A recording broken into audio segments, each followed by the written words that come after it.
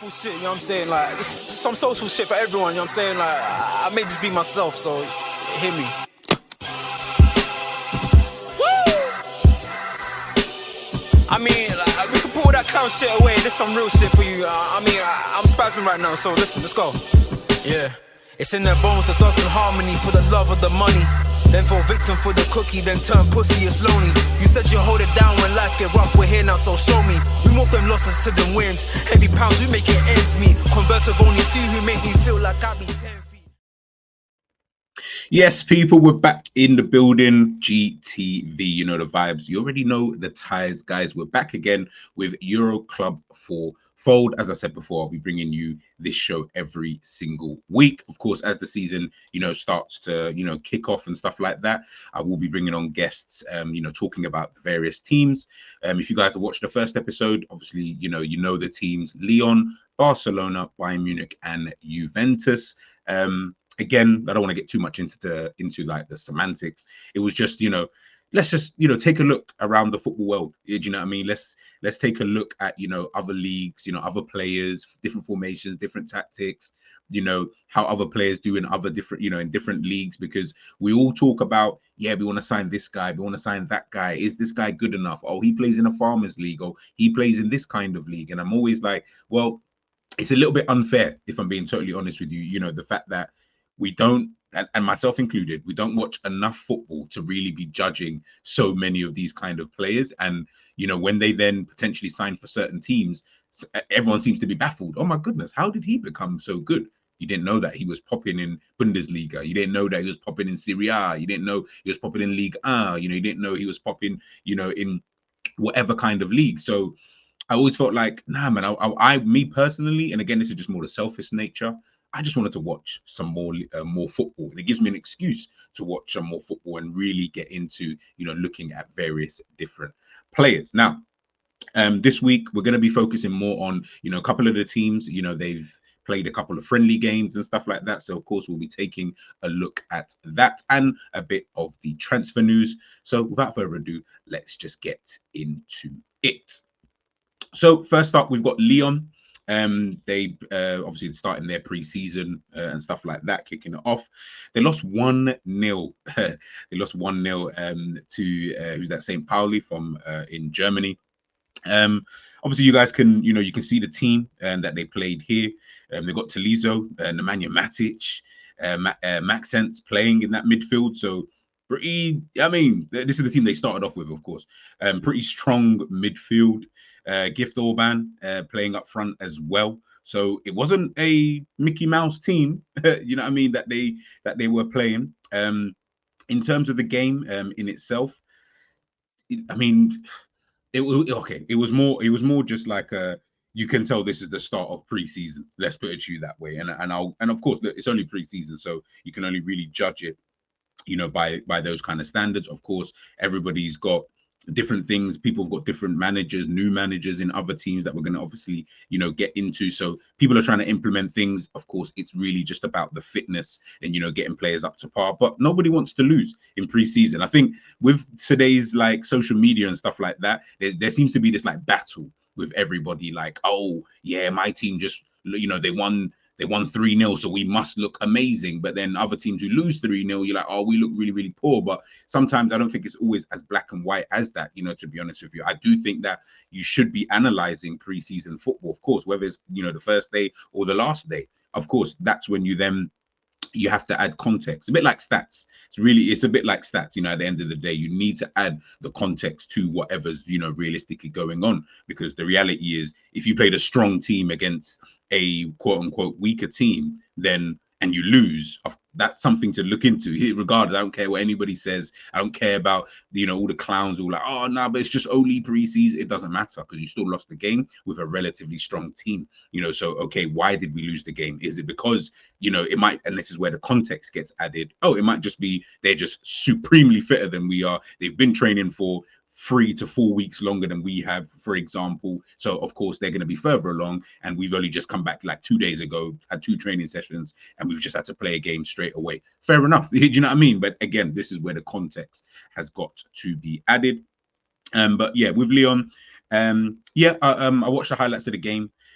Listen, look, you can see that Lyon, obviously they made their subs and stuff in the game, and brought on Nathan Miles, Ben Rama, Niakite, Lopez obviously came on for the goalkeeper.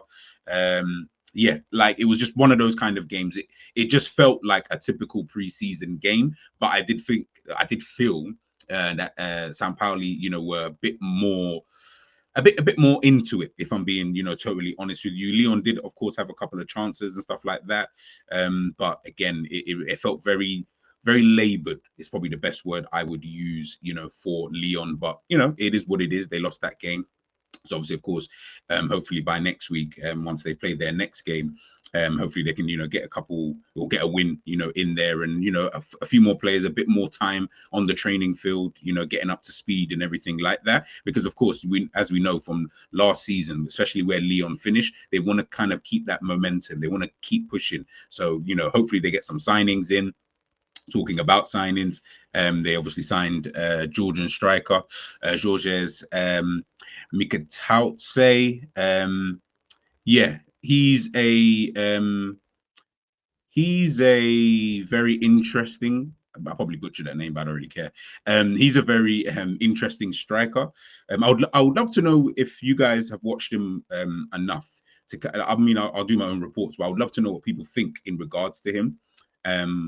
Yeah, he's interesting. Last season, of course, playing in Ligue A, he managed to score 14 goals in all competitions for Metz. Obviously, he was on loan from Ajax, where he obviously clearly didn't really make the grade there, so to speak. Obviously, went on loan to Metz, scored 14 goals in all competitions, and has now moved on to Lyon. I do think that is a good purchase. From what I've seen of him, it's a good purchase for Lyon. Obviously, you got Lacazette up top, but you're going to need someone a bit younger. That would be kind of nice. And he is a somewhat decent striker, can finish, very good in the box, in and around the box as well. It's something that I saw when I'm watching, highlights of him. He seems like in and around the box, he can be a bit of a danger. Obviously, he plays for Georgia. National team, 29 appearances, 13 goals for them. So he's got a good strike rate for them as well. So that he is someone who can find the back of the net. And I think he's one of those type of strikers. I think that obviously playing, in League R last season, he's already accustomed now. Well, he's more accustomed to that league. So it is really just about getting him accustomed, to the way that, Lyon want to play. It's interesting between him, Gift Orban, Lacazette. I'll be very intrigued to see how that kind of works out. Is he going to go, in this game, they kind of did play that 4-3-3. So are they going to go 4-3-3 for the rest of the season? If so, then you've got three strikers kind of vying for one place. Is he going to potentially have one behind the striker, two behind the striker? Who starts? I think someone like Mikatautse, I think maybe he probably looks more like the starting striker. But again, listen. If Gift Orban starts scoring goals, then why can't he be the starting striker? If the team link up better with Lacazette, all these kind of different things. So for me, he's a decent signing, for someone like Lyon. So let's just wait and see. I think that's the way I'm going to kind of look at it. Let's just wait and see. They spent, 18.5 million euros on him, which could potentially rise to 23 million. So they spent a bit of P on this guy. You know what I mean? So I'll be honest, he probably needs to be, given back in terms of if he scored 13 goals in the league last season. They're looking for that in 20 games, by the way, which is very, very good. They're looking for that kind of, strike rate next season, for Lyon, especially because Lyon are going to be in the Europa League. So they're going to need something like that in return. But we'll wait and see in regards to Lyon. Now let's move on to Juventus. As you can see here, they lost 3-0. Now I watched this game, yeah. Jesus, like Juve were like, to me anyway, Juve were like, they were kind of dead. Now listen, I like Thiago Motta, and I'm intrigued because obviously last season, he did really, really well. And I think there was a lot of teams who were after, Thiago Motta. So even obviously I know Allegri left and stuff like that on the, all of that kind of madness and stuff like that. But even when he left, I thought, okay, cool. It's going to be interesting to see who they bring in as manager. Obviously at Bologna last season, Bologna, doing really, really well in the league. So I thought to myself, okay. And it's not even, I say even just last year, he was at Bologna for 2 years, right? But it's not even just the sheer fact that Bologna did well last season. It was more about probably a bit like Vincent Kompany at Bayern Munich. It was all about the style of play. Do you get what I'm trying to say? I mean, they finished 5th last season, 1 point behind Atalanta, 3 points behind Juventus. So they did their thing last season. Do you get what I'm trying to say? Like, I know they have Xerxes and a couple other players, but they did their thing, you know what I mean, last season. So I'm looking at that and I'm thinking to myself, okay, yeah. If he comes to, if he comes to, what do you call it, Juventus, obviously they've got, a lot more money and all this kind of stuff, and it's a bigger club, bigger stature. I expect to see, decent football. Now, again, not here to criticize because it's, it's pre-season. Vlahovic came on. I believe in that second half, I think he came on, and yeah, like he looked like he just came back yesterday. Like it was kind of crazy. He looked like he generally came back yesterday because he just looked labored. Timothy Weah obviously coming on as well. Fagioli as well. Juan Cabal. Like they had a few Andrea Cambiasso. They had a few players, and I was just like, okay, like I just want more. Again, style of play can we see it? Because what we've seen with like other teams so far in pre-season, I think 2 teams I think about is probably Marseille and like Liverpool. What you've seen in like their first games on tours and stuff like that is that at least their style is being implemented. You can see what's actually really going on. I'll keep it a buck with Juve. I didn't see nothing. And it's so mad because the last 2 goals in the game came in the last like 3 minutes of the game. Juve obviously pushing to score a goal. They like when Nuremberg obviously scored the first goal, I felt like Nuremberg were actually playing pretty well. It felt like they had more intensity about them. So I thought, okay, cool. Let's just see how Juve obviously do from this kind of point moving forward. I mean, they had Moretti, Kefren Turam, Locatelli, all starting. I know that obviously that's more midfield. I get it. Even Luis Hazard, like I thought he's a decent little player, and I thought, okay, cool. Let's see what they kind of do. But the defense, oh my Lord, have mercy. They at first anyway, it just felt like not even that they were getting, would I say, cut open a lot of times. I wouldn't even say it was even just necessarily that. Mistakes, disorganized. I was like, this ain't Thiago Motta football. Do you know what I mean? Like, this is definitely not Thiago Motta, kind of football. And of course, again, like I say, it is pre-season, but that's definitely something he's going to look at. Now, that ain't going to be his back four. Rui, Gonzalez, João, Barbieri, like that's not going to be, I'm assuming anyway, it's not going to be the back four that he's going to go with, into the season. But definitely something to, potentially look at, moving forward. But listen, we'll wait and see. But Vlahovic, again, interesting because I definitely want to know how Juve are going to move in terms of the signings and things like that. Now, one of the players that it looks like Juve are looking to sign is Todibo. I know a lot of fans, you remember him. He's been linked to other clubs for years, for years. It's actually crazy. Fabrizio Romano saying here, Juventus will submit an opening bid for Todibo next week. It's expected to be a loan with mandatory buy clause for potential fee close to 35 million euros. A positive meeting with the players' camp in the last 24 hours to confirm a 5-year deal agreed, and Todibo's desire is only Juventus. Now, of course, I'm assuming, again, this is all assumptions because I don't know what people are thinking in their brains, right? I'm assuming that he's Motta's looking at it and think, I need someone like him, in my team, whether that be playing at the back as like one of the centre backs or even playing, in defensive midfield kind of thing. I think that's the way that I'm looking at it for someone like Todibo. Again, I think it's also going to come down to potentially what formation, Thiago Motta is looking to kind of keep to anyway, next season.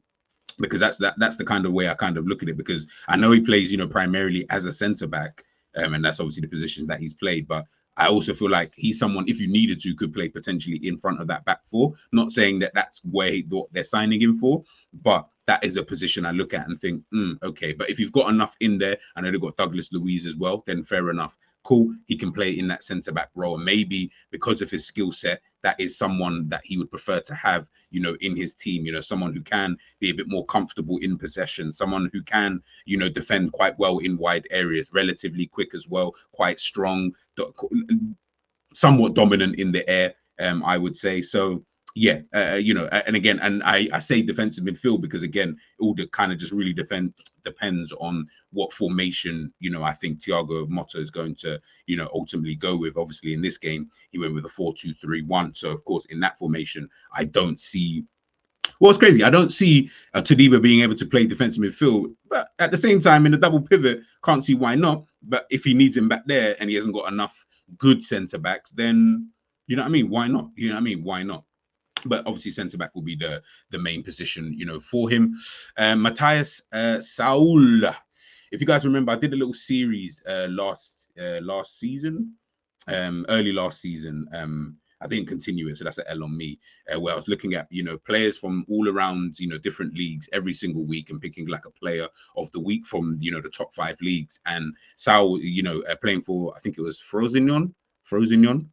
In Serie A, he was one of the players. I think he actually got my player of the week like a couple of times in that from that league. You know, I think he ended up being their top goal scorer in that season as well. Good little player, very good dribbler. That's definitely what I'll say. You know, 39 games in all comps last season, scored 11 goals. You know, so he really did his thing on loan from Juventus. And I was quite a few people are shocked. Big up Michael Talks. I saw him, you know, speaking about it or tweeted about it, should I say. And you know, obviously him going to AS Roma, linking up with Dybala and stuff like that, and him saying, you know, maybe Roma might be the team to watch. So that's going to be interesting to see, and I'm going to be intrigued to see how he does, because I think he's a decent player, and I think in my eyes, I would have. It's tricky because obviously I don't know who's going to play on that right. What we thinking? What, Chiesa on that right hand side? So maybe, but we know we can't really trust the Chiesa. I don't know. Maybe you keep these kind of players, but I don't know if they've got like some type of deal inserted, you know, in terms of you know, buyback clause or something. Like maybe that's been put in there. I don't really know. So it will be interesting to see potentially how that kind of looks. Is he going to be, you know, that type of thing? Because I know they do those kind of, not, I wouldn't say dodgy, but they got weird deals over there in Syria. That's usually what I think. It's always like a weird kind of deal. So we'll see with him, because I think that he could be a top player, you know, next season, man. And even when I look at some of the stats and stuff like that, he was the player with the most dribbles won in Serie A, 102. I can say, like, them kind of players, like when you got that kind of a success rate in your dribbling, do you really want to just let that go? Do you know what I mean? Like, and it's not like it's mounting to nothing. Guy was playing for Frosinone at the end of the day. Like, it's not like he's playing for, I don't want to say bums, but he's not playing for a good team. You know what I mean? He's not playing for a good team like that. So if that is the case, bro, like, you know what I mean? 21 years of age. Yeah, let's see how that goes for Bayern. Maybe that might be something they may potentially regret. Maybe they needed the funds. I don't know. We'll just have to wait and see. Now, off to Bayern. Now, I think they've played 2 games in this week, but this is just their last game. The game before this, they won like 14-1 against, can't remember the name of the team, but yeah, they completely slapped that team. I think they play that team every single summer. But yeah, that didn't give me anything to really go by. But in this game, obviously, they drew 1-1 with FC Duran. I think they're in the 4th tier of Germany, which is kind of surprising. Matisse Tell played. Rafael Guerrero, Goretzka, Dyer played in the midfield. This is what I'll talk about with Todibo, by the way. Dyer's playing in midfield. Maybe you might see this is that, and it's just depending on formation. That's what I'm saying. Sacha Bowie, Kim Min Jae, Hiroki Itu, who actually, I think he's broke his foot. I think he broke his foot in this game. Apparently, he's going to be out for a little while, so that's kind of deep. You know what I mean? Just come as well, and yeah, now you're out injured. So I think Bayern potentially are going to be looking at signing a centre back, but we'll get to that, you know, in a second. But Bayern had a decent team. You know what I mean? But Bayern dominated in terms of their Bayern. They're going to dominate possession. They were able to bring on like people like Serge Gnabry and, you know, people of this kind of ilk. Even Irukunda, who scored a very good poacher's goal in the game. You know, people like him obviously coming on. Is it Pavlovic? Is it Pavlovic, the midfielder? Is it Pavlovic I'm thinking of? Ibrahimovic.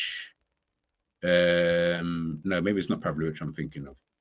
But you know, the defensive midfielder for Bayern Munich. Yeah, like, listen, second kind of half. Obviously, they did have a few more youngsters and stuff like that, dotted in and around. So I was like, okay, fairs. But ultimately, I don't think, Vincent Kompany doesn't strike me as someone who's going to be happy with seeing that kind of result at the end of the day, drawing 1-1 to a fourth division team. I get it, fitness and all that kind of stuff, formation, getting players used to the way that we want to play. Totally understandable. But ultimately, I mean, I didn't think Bayern were that impressive in the game. Even the way that they were playing, again, like I said, dominating in terms of having the ball and stuff like that, and having the ball in somewhat dangerous areas, just didn't. It's like they were lacking that cutting edge. Whether it's the final pass, whether it's a shot or whatever the case may be, didn't really impress me like that. I'll be honest with you. So don't know if that's something to really read into. Probably not. And of course, they're buying at the end of the day, so I do expect that to get better. Obviously, Bayern have got players like Mikel Olise to still come back and stuff like that. Leroy Sané's and Jamal Musiala's and Thomas Muller and all of these kind of guys. So of course, it's more about just building up to that. But yeah, for me personally, I just wasn't that impressed, if I'm being 100% honest. Looking at a bit of transfer news in regards to Bayern, it does look like Manchester United have reached a verbal agreement to sign Materazzi from Bayern Munich. Materazzi is already given the green light on a move to Manchester United. And of course, there's also talk about potentially Matthijs de Ligt. Now, obviously, as I said, who is it? Itzko, the defender who obviously got himself injured in that game. Obviously, I feel like when it comes to Bayern, they're going to be, they're going to potentially be looking at, Ito, sorry. They're going to potentially be looking at, they're going to need to sign another centre back. And I don't know I don't really know at the moment if they're willing to let Matthijs de Ligt go. Materazzi, yeah, I think they'll just let him go. I think it's more down to Manchester United as to whether or not they can get rid of, I think it's Wan-Bissaka. If they can get rid of him, fair enough. But then to try and let, de Ligt go, you're not going to have that many Eric Dyers, Kim Min-jaes. Obviously, I know Upamecano as well. To me, it doesn't really sound like you're going to have the real depth that you're going to need. I know they got in Paulinho as well, but what, is he going to play centre back? That wouldn't be too surprising, to be fair. But I don't see that happening really. This ain't no Javi Martinez type of vibe. I don't see it that way anyway. So I feel like they're gonna need to look at that centre back area for me for Bayern as well. That is an area obviously under Tuchel, where you had Kim Min-jae, Eric Dyer, and de Ligt, and Upamecano. I felt like there's too many changes anyway in terms of who's playing. Kim Min-jae barely even playing. De Ligt, wasn't really playing at first, but then obviously comes back into the fold. Eric Dyer comes into the team. Upamecano kind of seems like the only, yes, he's guaranteed a starter in this team in terms of at centre back. He's the only one I can really bank on to say, yeah, he's going to start. He's a good defender as well, by the way. But yeah, I can see why. Okay, fairs. But everyone else, I'm like, I don't really know what's going on. So I would be surprised if they let de Ligt go, unless they've already got someone lined up, to just come in, and etc. etc. But again, watch this space. Hopefully by next week, we will have a little bit more. Now on to Barcelona. As we know, they haven't played a game. They're starting their tour. I think they face Manchester City. I think it's Manchester City they face in their first game. So yeah, that's going to be an interesting one. We've seen how Manchester City have lost the last couple of games. I know they're playing their kids and stuff like that, but still, you know what I mean? It is what it is. But it's Manchester City. They're probably going to win 5th league title in a row. So yeah, I guess no one's really too bothered and looking into it. It's funny because when it's Man City, nobody cares.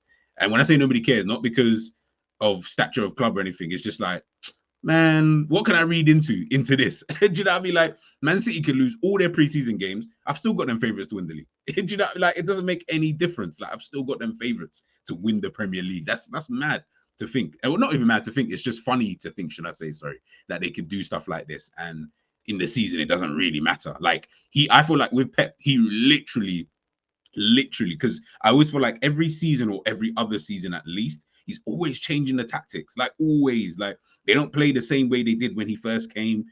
If you look into maybe like the second or third season, they're not playing the same way, as they were back then. So because he's always doing stuff like that, I feel like he used the entirety of preseason, plus, obviously, because of the international tournaments, plus he'll then use, it's like he uses the first, 10 to 15 games of the season as, an extended preseason. It's weird. He seems to always do that. Like, it's always like an extended preseason because obviously, again, with international tournaments, players being injured and stuff like that, it's like he just needs the team to kind of understand This is how I want to play for next year. Like, watch next season. Let's just see how they play next season. Like, I have a feeling they're going to change the way that they play, but we'll wait and see, how that kind of works out. Because even if I think about it, the season that Haaland first came in, I don't feel like it's the same as they played last season. Like, Haaland's role and everything that they did was just different. Obviously, they had different kind of profiles, Doku coming in and stuff like that, fairs. But yeah, it is what it is with Manchester City, man. That's the story for another day. But in regards to Barcelona and Nico Williams, this one's a bit of a weird one. Obviously, Barcelona had new contacts with Dani Olmo's camp, but we'll talk about him in a second over the weekend, and they're preparing a new proposal to send to RB Leipzig. But Barca are also waiting for Nico Williams' decision, but keeping Olmo option active. I don't know. Does this mean that they just want either or? I think that's the kind of way that I'm reading it. I don't know if that is, 100%. Because Olmo wants to join Barcelona, according here anyway, Fabrizio. Phil Olmo wants to join them. Being ready with talks active is key if there will be surprises. Bayern also have Olmo on their list since May. Apparently no bids for Manchester City. So, yeah, it feels like Barca are waiting for Nico Williams. Because I've then heard that, Nico apparently told his brother Inaki, "Nah, I'm going to stay for one more season. Let's see how the season goes, and then I'll move," which will probably be a better career move for him anyway, because he'll still, if he plays as well as he did last season in totality, obviously then winning the Euros as well helps, but if he plays the kind of, and I think he can go a next level up if he just stays for one more season, then he'll become, maybe he doesn't want that kind of Munain type of vibe. You remember Iko Munain, guys, Athletic Bilbao winger or forward, whatever position kind of thing you want to call him, where he had the crossroads summer, just like Nico Williams, where you're like, you could leave and go to a better team, but then you stay. Now, staying isn't a problem if you continue. If you don't continue, then that's where the issue comes. Because then if you don't continue along the same kind of trajectory, that's where people start, yo, you're not really, boom, boom. And then, all of a sudden now you've got to kind of just stay at Atletico Bilbao, because it's like, yeah, you just become, obviously you're, a Basque player as well. So, it's easier for you in that kind of regards. And they'll rate you a lot higher than, say, other clubs in and around Europe. So maybe Nico Williams is just looking at it from that kind of point of view. And I think he's on quite a lot of wages, or yeah, I think he is, or he's demanding quite a lot of wages as well. And then obviously with Dani Olmo, he wants to join. I don't think he's going to cost as much, of course. Well, he might actually, because I don't know what his release clause was. When it like 60 million euros, but then it expired. But I think people are still able to do a deal. I don't know. I think that one again. Wait and see. I think they sign either or. I don't think they sign both. I'll be very like, Barca ain't got no money. Unless they're going to sell De Jong and Gavi and Pedri, they ain't got no money. So, or like someone like Rafinha is able to go for like crazy dough, then yeah, I think they sign either or. And I think they want Nico Williams, and Olmo is the backup option to that. Very good players, both of them, by the way. So it would be interesting to see, what kind of happens there in regards to Barcelona. But as I said, they haven't played their fixture or anything as of yet. So, of course, we just need to wait, for that. But that is the end of episode 2 of the Euro Club Fourfold, people. Make sure, of course, that you are smashing that like. Next week, of course, I'll be bringing you guys more news, more fixtures and stuff like that. So make sure you guys stay locked in, and we're getting closer and closer to the beginning of the season. Let me know your thoughts in the comment section, people. Catch you on episode 3. Peace.